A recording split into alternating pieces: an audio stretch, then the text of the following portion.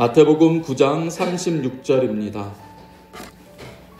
무리를 보시고 불쌍히 여기시니 이는 그들이 목자 없는 양과 같이 고생하며 기진함이라. 아멘. 상처 입은 치유자에 대해서 말씀을 나누고자 합니다. 동물의 왕국에서 어느 날 고슴도치의 가족에 대한 흥미로운 다큐멘터리를 본 적이 있습니다. 고슴도치를 제외하고 이 무리 생활을 하는 동물들을 보면은 이동할 때 함께 붙어서 다니는 것을 볼 수가 있습니다. 그런데 고슴도치도 혼자 살지 않고 무리 생활을 하기는 한다고 합니다. 하지만 양이나 사슴이나 또는 심지어 사자와 같은 맹수도 이 무리 생활을 하고 이동할 때는 같이 무리지어 다니지만은 고슴도치는 그렇게 할 수가 없는 것입니다. 왜냐하면 온몸이 가시로 덮인 동물이기 때문에 함께 붙어서 다녔다가는 상대방에게 상처를 입히기도 하고 자기 자신도 그 고슴도치의 가시에 찔릴 수가 있기 때문입니다. 저는 동물의 왕국을 보면서 혹시 이 고슴도치의 모습이 이 사회생활을 한다고 하는 우리들의 모습과 비슷하지 않은가. 성도 여러분은 심리적 거리라고 하는 것을 혹시 들어보셨는지 모르겠습니다. 우리는 혼자 떨어져 살 수 없기 때문에 무리를 이루어서 사회생활을 해야 됩니다. 그런데 언제나 이 심리적인 거리를 두면서 살지 않으면 상처를 받게 되는 것입니다. 잘 알지 못하는 사람과 너무 가까이 붙어 있기 때문에 마음이 편해지기보다는 마음이 불안합니다. 내 목숨까지 내어줄 수 있는 그런 사람은 세상에 거의 없기 때문에 대부분의 사람들과는 아무리 가까운 사람이라고 할지라도 고슴도치처럼 떨어져서 살아가야 하는 것이 우리들의 사회 생활인 것입니다. 사람들과 함께 부딪히며 살다 보면 어떻습니까? 반드시 상처를 받고 나도 모르게 상처를 주는 것이 우리들의 삶인 것입니다. 어떤 사람은요, 그 상처가 너무 커서 사람들과의 관계를 피하려는 사람들이 있습니다. 그래서 동굴에 숨거나 산속에 들어가 사는 사람도 있을 정도입니다. 우리도 그런 면이 있지 않습니까? 옆집 사람과 마주치지 않으려고 하고 남에게 또 다가가지 않는 것을 예절이라고 배웁니다. 두더지는 겉으로 드러난 가시 때문에 그런다지만은 사람은 속으로 돋아나 있는 가시 때문에 자기와 남을 찔러대는 것입니다. 그래서 그런지 하덕규라는 신앙인 가수는 우리가 잘 아는 노래 가요로 내 속엔 내가 너무도 많아 당신의 쉴 곳이 없네 라고 노래하지 않았습니까? 그런데 예수님은 이렇게 온통 가시덤불로 가득한 것 같은 이 세상에 오셨습니다. 그리고 수많은 사람들이 찔러대는 가시, 정죄와 미움과 시기와 질투와 고통과 불안이라고 하는 수많은 가시에 찔리실 수밖에 없었습니다. 예수님은 누구보다 상처를 많이 받으신 분이십니다. 그도 그럴 것이 예수님은 사람들을 피하러 오신 것이 아니라 사람들을 품에 안으려고 오셨기 때문이었습니다. 만나는 모든 사람마다 그들이 가지고 있는 가시를 품에 안으신 분이 우리 주님이셨습니다. 그렇기 때문에 우리들이 당한 상처보다 훨씬 더 많은 아픔을 겪으셔야만 했습니다. 예수님을 가까이 했던 사람들이 어떻게 했는지 우리는 성경을 통해서 보게 됩니다. 예수님이 기적을 베푸실 때는 예수님의 옷자기도 붙잡으려고 쫓아다녔던 그 무리들이 한순간에 예수님을 미워하고 한순간에 예수님께 토라졌고 한순간에 예수님 보시는 앞에서 불평과 원망과 절망을 쏟아내놓음으로써 우리 예수님께 수많은 가시를 찔러댔습니다. 심지어 그들은 예수님을 십자가 골고다 언덕으로 내몰기도 했습니다. 더욱 아픈 상처는 주님이 가까이 하셨던 제자들로부터 받지 않았을까 싶습니다. 예수님이 가시는 곳이라면 목숨을 다 버리고 따라가겠다라고 호언장담했던 베드로조차 결정적인 순간에는 예수님을 침뱉고 저주하고 모른다라고 부인했을 때 예수님이 그 자리에 함께 하셔서 그 소리 다 들으셨다고 합니다. 예수님이 그때 아마 더욱 큰 가시에 찔리지 않으셨을까요? 예수님은 동족인 유대인들에게는 멸시라는 가시에 찔리셨습니다. 이방인인 로마 병정들에게는 조롱이라는 가시에 찔리셨습니다. 그리고 저와 우리들로부터는 미움과 시기와 질투와 아우성과 그 모든 가시에 주님은 찔려서 돌아가신 것입니다. 하지만 예수님은 이렇게 많은 상처를 받으셨지만은 그 모든 가시들을 묵묵히 감당하셨지 방어적인 가시를 사용해서 누군가를 정죄하거나 불평하거나 미워하신 적이 없습니다. 그 수많은 가시에 찔리셨지만은 모든 사람들을 용서하셨습니다. 우리는 그렇게 하지 못합니다. 우리는 누군가 나를 건드리지만 않으면 나는 아주 평화로운 사람이야 라고 말을 하지만은, 그러나 가만히 보면은 수많은 가시들을 언제든지 공격하기 위해서 돋구고 있는 그런 삶을 살 때가 많습니다. 건드리면 몸을 움츠리는 미모사나 건드리면 파리를 잡아먹는 파리 지옥처럼 누군가 작은 말 한마디로, 누군가 조금 어려운 환경으로 나를 이끌어가면 순간적으로 우리는 감추어뒀던 손톱 발톱이 드러나고 미움과 또 저주의 소리들과 불평과 한숨이라고 하는 가시들이 온통 돋아나는 그런 사람들입니다. 주님은 우리가 그렇게 내세우는 모든 가시들을 주님의 몸으로, 주님의 마음으로, 주님의 영혼으로 감싸 안으셨습니다.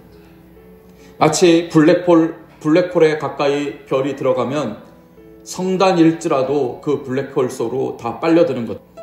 우리가 가지고 있는 모든 미움과 근심과 시기와 질투와 불안과 모든 부정적인 가시들을 주님께로 가지고 나오는 순간 주님께서는 용서라고 하는 거대한 사랑의 블랙홀로 다 흡수해 버리시는 것입니다.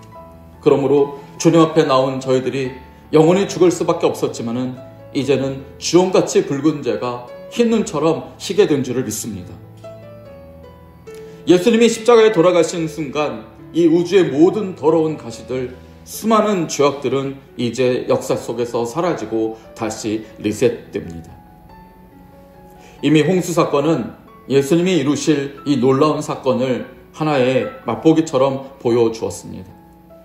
수많은 사람들이 뿜어내던 그 수많은 죄악의 가시들이 물속에 잠기고 세상은 완전히 리셋되었습니다.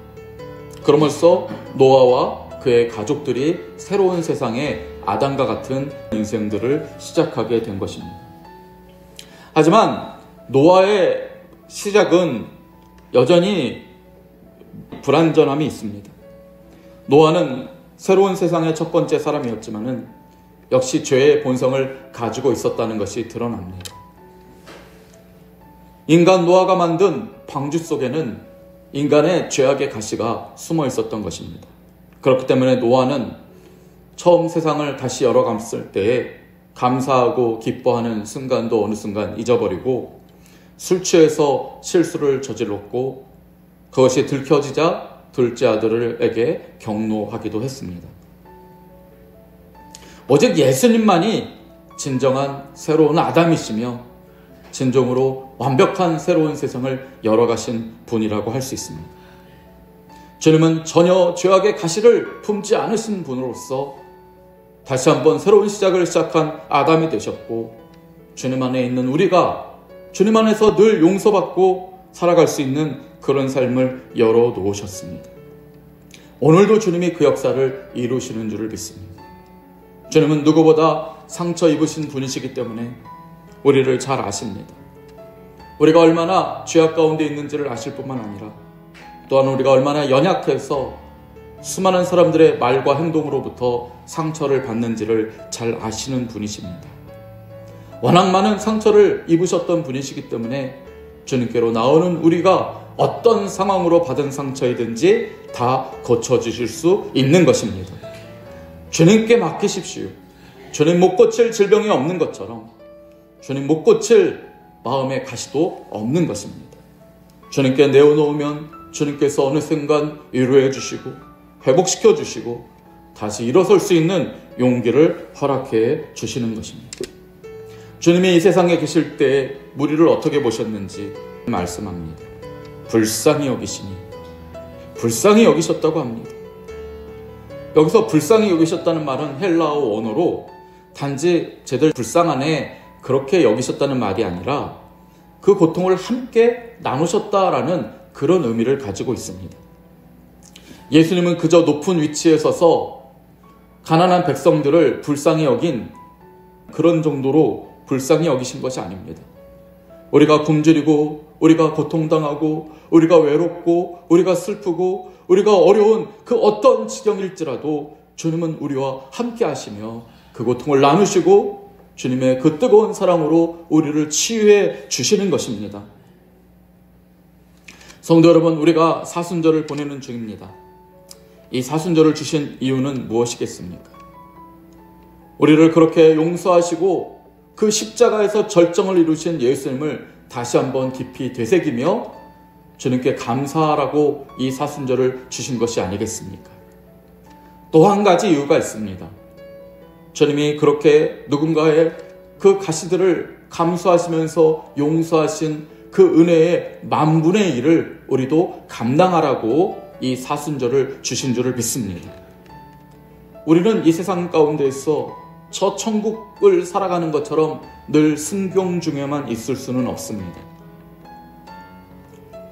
영원한 고통인 저 지옥과 영원한 기쁨인 저 하늘의 중간에서 100년의 삶을 살아가는 우리는 하나님의 뜻 안에서 늘 순경과 역경을 번갈아 반복하게 됩니다. 그렇다면 어차피 당해야 될 고난이라면 주님 뜻을 위하여서 당하는 고난이어야 하지 않겠습니까? 내 죄로 인해서 또는 아무런 의미 없이 당하는 고난이 아니라 기꺼이 주님 뜻 따라 누군가를 용납하고 용서하고 보듬어주기 위해서 땀 흘리고 수고하고 때로는 상처도 받아보는 그런 기간이 되어보시기를 바랍니다. 주님께서 그러한 우리를 반드시 보실 줄을 믿습니다. 그때 우리는 주님이 이해하시고 더 사랑하실 수 있었던 것처럼 그렇게 따뜻한 위로의 눈길로 세상을 바라볼 수 있지 않겠습니까? 어느 사순절에 미국에서 목회하는 목사님이 겪으신 경험담입니다. 식당에 갔는데 여종어머니 너무 불친절하더라는 것입니다. 접시를 깨질 듯이 내팽개치고 또 말도 불친절하게 합니다. 집에 오라고 말하려고 하다가 하나님 앞에 잠시 속으로 기도합니다. 하나님, 저 여자 왜 저러는 걸까요? 저를 위로해 주십시오. 상처받지 않게 해 주십시오. 그렇게 기도하자 마음이 가라앉더랍니다.